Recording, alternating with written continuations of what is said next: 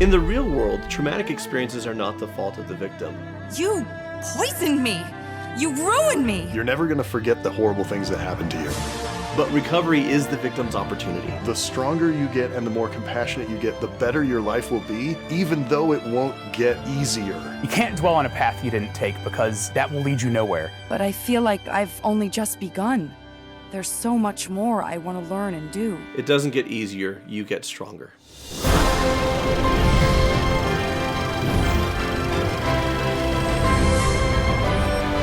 West Coast, we're coming to California, baby! Live shows. Nailed 18th it. in Los Angeles, 20th in the Bay Area. A Q&A, live meet and greet, merch! Link is in the description below. It will be fun. Hello, and welcome to Cinema Therapy. I'm Jonathan Decker, licensed therapist who loves movies. This is Alan Seawright, a professional filmmaker who needs so much therapy. And joining us today, very special guest, we're really excited about this, Lee from Film Theory. Hey guys, AKA our channel, but far superior. Yes! Yay! that is not true. You guys need to improve your self-talk because you are an incredibly valuable part of the YouTube ecosystem, and I love what you do. So, Aw, Thank you. Lee. Like algae. Yeah. Like the algae of YouTube. like the little barnacles on the side of a whale. We clean up pollutants and provide food for small creatures. So, Lee, for the small portion of our audience that isn't also your audience, what is Film Theory and why do our fans need to check it out? Yeah, Film Theory is part of the wider theorist ecosystem, and what we do is we make educational entertainment that takes games and film and food and lifestyle, and we try to use those as lenses to teach you something interesting and new about the world. We want you to look at the world in a new and different, unique way. So today we're going to be taking a look at Kora from The Legend of Korra, which it's time to re-explore. It is not only time to re-explore, it's time to resurrect. All I've heard my entire life is like, oh, Kora is so inferior to Avatar, The Last Airbender. I think at the time, people who grew up with Avatar were slightly older, and there was nothing that could touch it, and they were bound to be disappointed. But Kora, like her show, is following in the footsteps of a giant. Correct. And so how do you deal with the burden of expectations, those that others place on you, and those that you place on yourself? Airbending is all about spiral movements. When you meet resistance, you must be able to switch direction at a moment's notice.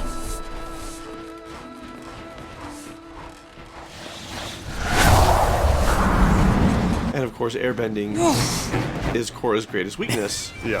So she's tried a couple times and failed. Patience! Ooh, And this is a theme for Kora. an explosive overreaction. Tenzin's face! That was a 2,000-year-old historical treasure. What is wrong with you? With me, I've been practicing just like you taught me, but it isn't sinking in, okay? It hasn't clicked like you said it would. Kora, this isn't something you can force. If you would only listen to me. I have been, but you know what I think? Maybe the problem isn't me. Maybe the reason I haven't learned airbending yet is because you're a terrible teacher. My read on this is, she's what, 16, I think, at this point? About half of that is just Kora being a teenager. Yeah. Like, I have a 15-year-old. Like, I've been meditating. It didn't work. It's like, you meditated for 3.5 seconds. Great job. They don't have the life experience to learn patience. They don't have the life experience to know what it actually takes.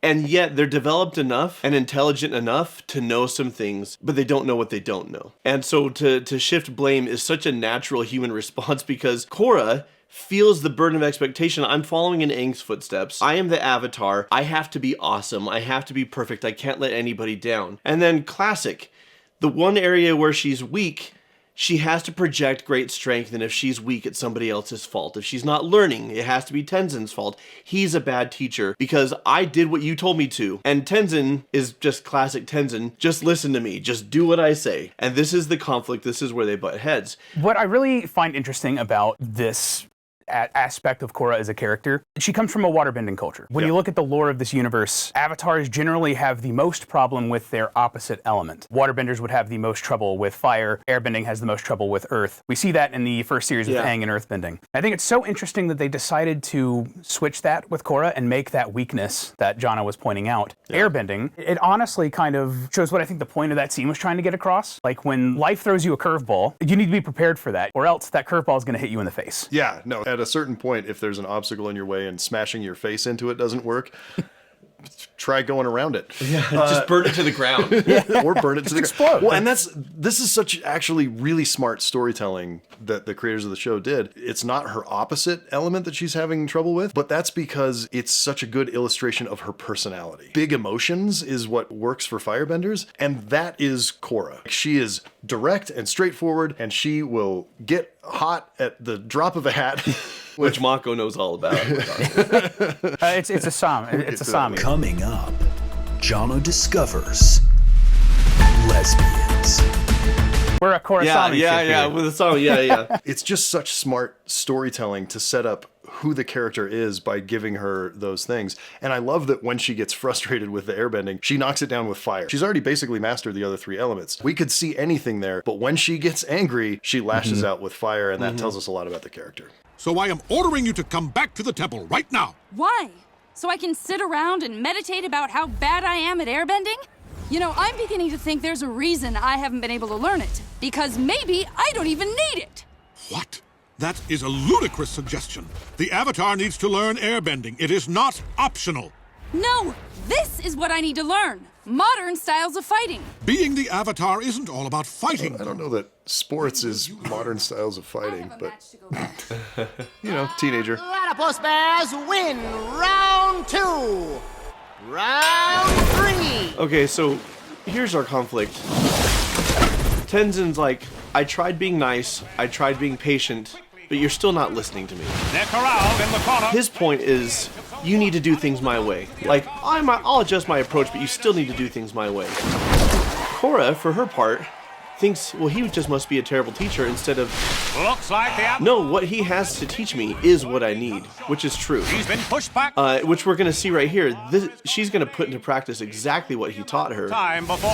And like not even realize it too. It's Still in the game, folks, and she's moving like an entirely different player. All of a sudden, the planet. Leaf on that There's wind. the doors. Lonely. Yeah, leaf on the wind. How about that? They're hitting nothing but air. See, dude, I love this guy with like his 1930s. Yeah. Well, just the fact that everything is like 20s, 30s. You know, there's trains and we've got movers and like, I love this show so much. It was such a bold choice to take the universe in that direction, and I loved it. Well, this speaks to a truth, which is people may need to learn what they need to learn, but they also need to learn how they need to learn it. Yep. Tenzin is right about... I love that reaction so much. That is the #1 parenting thing that has defined my life for the last 15 years, is my kids doing something that I am so proud of and I cannot show them because it maybe wasn't exactly the right thing to do. That's what the other guys look like. Worse. That's good. So Tenzin's right about what Kora needs to learn. Yeah. He's wrong about how she needs to learn. She's right in that he's kind of a bad teacher. Surprisingly rigid for an airbender. Right. He kind of has his way of like, this is how you learn. You meditate and you become this. It's interesting to think about because he's taught airbending successfully 3 times to people. Sure. So I imagine he's probably thinking, well, clearly this has worked. This is the way I was taught. This has worked for all of my children. Come on, Kora. Well, who's the person in front of you? Right? Yeah. Because what makes him, I wouldn't say he's a bad teacher per se, he's a bad teacher for Kora. Right. Because of that rigidity, because of this is the way it must be done, which with other students might work. And this is a lesson for teachers, but also for parents and for therapists, frankly. We can try so hard to fit a square peg in a round hole. I think that goes in The circle. the square hole. Because we think this is what you need and it will help. And I love to approach therapy and life with, look, we both have expertise. I have something to share that will help you, but you're the expert on you, you're the expert on what you need and how you learn. And so this begins the shift in their dynamic where both need to meet each other with humility. So it's just about finding the right teaching method and the right learning method, right? I think both of these characters can grow, and as we see over the course of the show, do grow into those roles. We talk about Korra's insecurity. Tenzin's insecurity is, we are the last airbenders. Yeah. And I've been tasked with training the Avatar, and he also is living in Aang's shadow. Yeah. He also wants to measure up. He also feels this pressure. And it's this pressure that they both put on themselves that leads them to put pressure on each other. Instead of just saying, you know what, our process is our process and we're fine. Well, and he's also putting the additional pressure on himself of like, I have to restore an entire culture that's been lost. And not just Tenzin, but his entire family, his brother, his sister, they all feel that burden of expectation. Speaking of which, was Aang a bad parent? We're looking at that over on the Film Theory channel. Link is up here or in the description.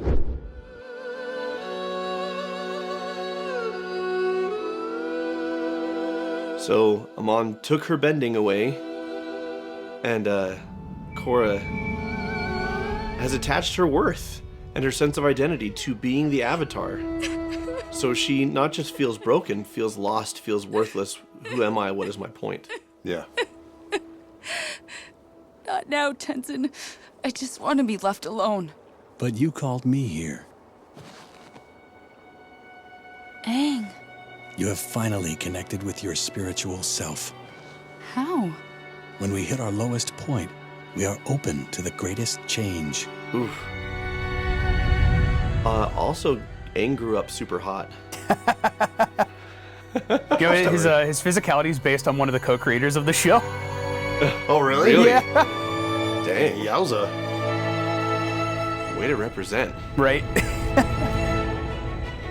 When we are at our lowest point, we're open to the greatest change. So this is the benefit of rock bottom. Yeah!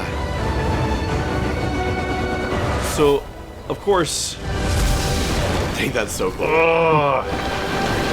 And then the ocean rises. I mean, come on. Oh, man. Okay.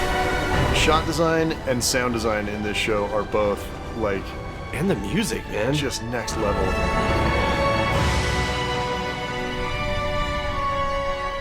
Hello.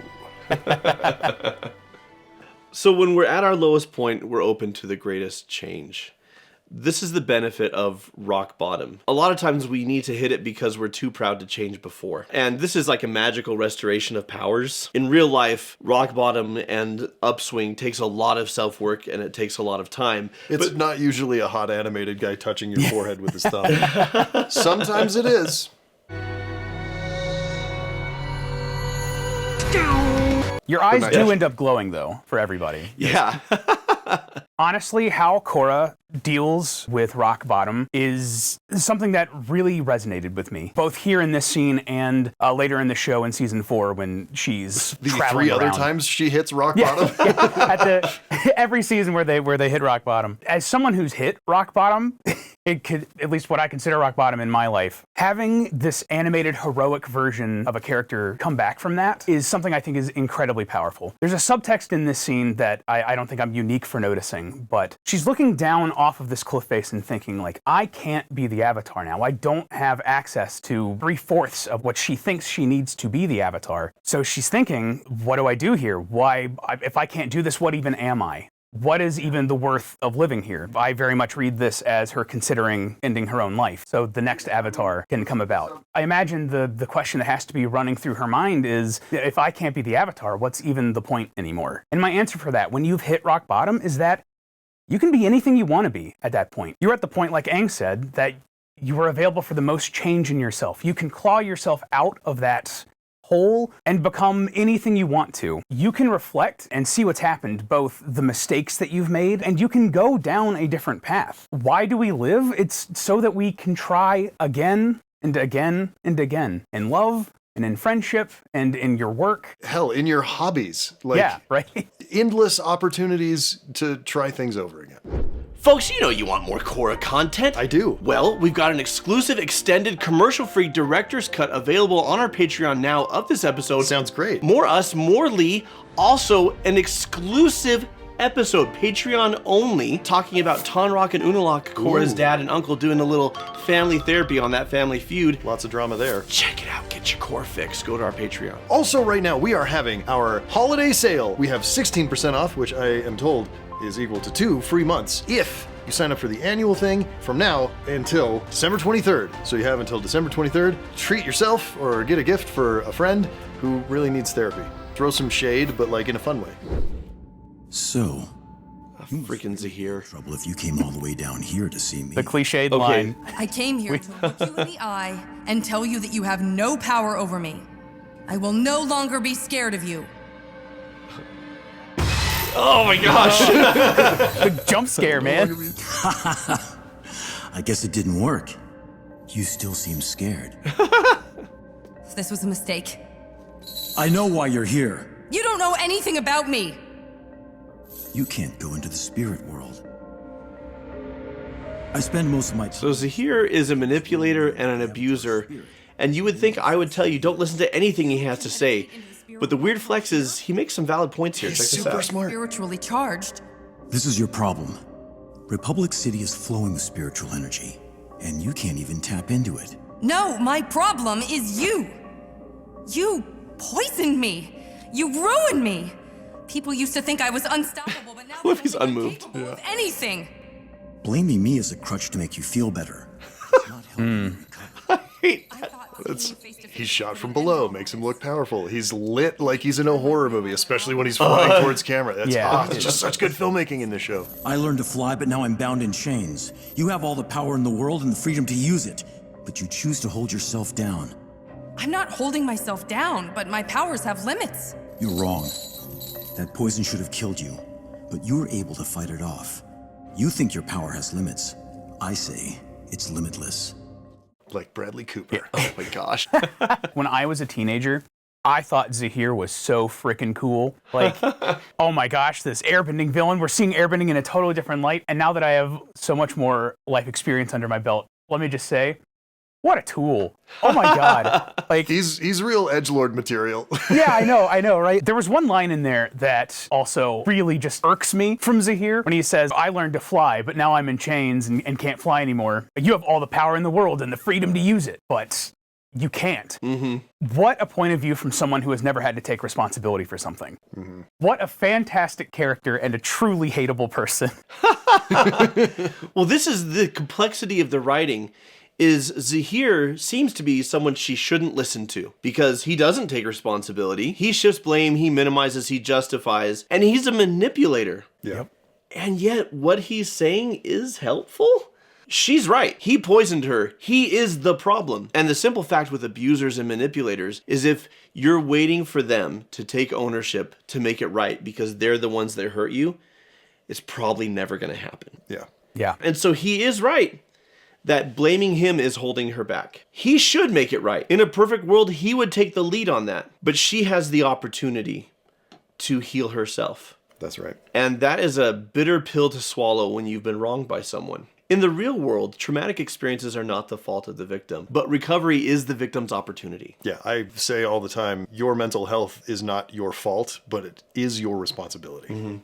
Kind of goes with the whole theme of Avatar, right? That burden of duty, and it's the burden of that trauma, which is unfortunate. And then also when he says, I think your power is limitless, you know, he's right. This is coming from a guy who has discovered he's inventing new powers because of that. So if he's saying her power is limitless. Yeah. He's gotten access to something one other person in history has with being able to fly. Where is he now? He's doing his Superman thing. What I view that scene as saying is like, I tried to kill you, and you shrugged it off like it was nothing. Like, yes, it psychologically harmed you, but physically, you've made a full recovery from something that should have unalived you. In this context, he's right. She is a beast. She is stronger than she knows, and it's unfortunate that it takes confronting this monster to find that. I think I can help. Let me lead you into the spirit world. No way. I can't trust you. Let's hold hands and sing Kumbaya. But if you had any other options, you wouldn't be here now, would you? We may have been enemies once, but for now, our interests align. The thing about Zahir that she can trust is he's dispassionate and logical. This far. Yeah. What have I got to lose? If he believes a thing is the right thing to do, he'll do it. Yeah. And he's like, our interests align. Focus on the sound of my voice and clear your mind. Which is what makes him, as you're saying, Lee, both of you were saying, such a great antagonist. His motives are understandable. Yeah, he is doing what he thinks is best for the entire world. Yeah. Let it play out. I can't! You can. Accept what happened to you. Don't fear what might have been. I have no control! Don't be afraid. Hold on. I'm a little uncomfortable that this vile, malicious person is doing excellent exposure therapy. Right? I was gonna say, like, that's really good. Do you know where Janora and the others are? No, but you do. I love that line so much. Oh. But just that she says she doesn't want to face it. It's a terrifying memory, and he says push through it to the other side of it to see that you survived, you're strong. So, how are you doing? I feel whole again. I feel good. Do you think you're finally able to forget about what Zahir did to you? No. But I am finally able to accept what happened, and I think that's gonna make me stronger. That's all any of us can do. Yep. You're never going to forget the horrible things that happened to you. Pushing through it like Zahir, the world's second greatest therapist after Iroh, and just barely ahead of Jono. It's okay. That's awesome. I'm third behind a murderer. Do you guys ever find yourself kind of trapped in a key moment from your life? Like sometimes a smell or a song or something will kind of trigger an old thought, and you kind of dwell on what could have been.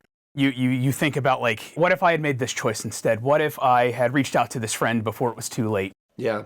I've struggled with that a lot in my life. The thing that I've kind of landed on was that you can't dwell on a path you didn't take, because that will lead you nowhere. You'll keep leading yourself in circles instead of moving forward. And again, what's so good about shows like Avatar is it's externalizing that very human experience that I hope everybody has, and turns it into, hey, we're literally going to go through your old memory so you can break into the spirit world. I think everybody who lives long enough deals with that very struggle. And here's my opinion. Failure is inevitable because we all approach life with the knowledge that we have so far and the experiences that we have so far, as well as our limitations and hangups and weaknesses. There's not really failure in life, there's just learning opportunities. The only actual failure, in my opinion, is to fail to learn the lesson that life was trying to teach you with that experience. That's the one time I think you could look at, man, I should have learned this last time or 5 times ago. But when you learn the lesson and move forward, it's no longer a failure. It's like, well, this helped me to become who I am now. It was just a longer path to success. Obviously, we all get upset when our path to success is long because we want it to be short, because the internet has trained us that everything is available right now, including a video on film theory. Hey, if I'm not hooked in 6 seconds, I'm clicking off the video. Sorry, guys. Oh my gosh. Did you just Fonzarelli us?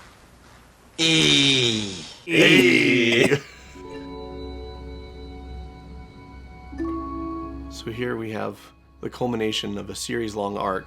I spoke to President Raiko. Tomorrow, he's announcing a plan to And Kora has been through a lot of hard things, but she's also a higher and better version of herself. Part of Republic City. Kora, you've transformed the world more in a few years than most avatars did during their lifetimes. But I feel like I've only just begun. There's so much more I want to learn and do. You don't know how happy I am to hear you so full of hope again. Yep. It's been a bit of a bumpy ride, huh? I've come to realize life is one big bumpy ride. That's the number one, like, mentor or parenting thing, is I'm happy you've got hope. Poisoned. But I finally understand why I had to go through all that. I needed to understand what true suffering was, so I could become more compassionate to others. Even to people like Kuvira. Jono, do you have thoughts? My only thoughts are to unpack what was already said better with concise and clear writing. Oh, yeah, okay. All I want to say is that everything you go through empowers you to help others. Yes. Whenever we go through hard things, we say, why me? Why is the universe, or why is God, or whatever, like, why is this happening to me? What am I supposed to be learning from it? And I always say the same thing. There's a million lessons you can take from your experiences, but there's one lesson that's literally always true, which is that everything you go through can empower you to help somebody else who's going through something similar. Everything you go through can help you to grow in compassion and resilience. And compassion and resilience help us to manage resilience helps us to manage stressors and helps us to adapt to life, and compassion builds connections. In other words, connection, resilience, this is a peaceful, happy life. This is why Kora is in this beautiful place. And you don't get to the beautiful place of strength and goodness and courage and resilience and empathy unless you go through some shit. You just don't.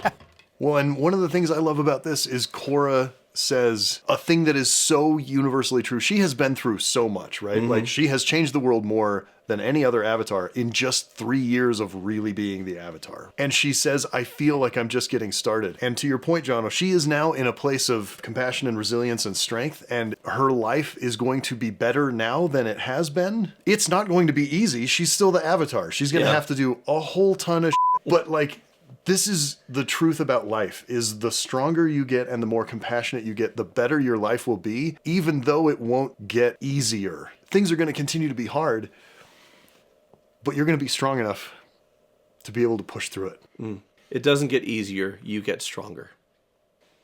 Yeah.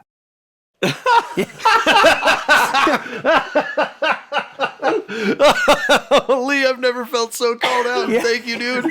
Oh, I'm dying. That was so beautiful. I didn't really have anything else to add to that point, and I wanted to confirm the thought. Compassion can turn your worst enemies into maybe not your greatest friends, but they can turn people into people you want in your corner. Obviously, that doesn't work for everybody. Some people will just want to keep hurting you over and over and over. But keeping an open heart and an open mind can help you pass on the lessons that you've learned to other people who need them. I think that's such a powerful cycle to show. Yeah, ripples in a pond. And that's the function of the Avatar beyond mastering all the elements. It's unifying people. It's giving them hope. And how do you do that? Through example. It's ripples in a pond. Yeah. Yep. Yarp. Yarp. I'm late to the entire Avatar universe. KORRA, all of it, yeah. Discovering it now, thanks to all of you, and thanks to you, Lee, to recommend this. Honestly, time for a reevaluation. Korra's fantastic. KORRA is a phenomenal show. I would honestly potentially put it in my top 10 all-time, like top to bottom TV shows. If you look at the entire run of the show, it's so good. Avatar, for me, is probably top 3.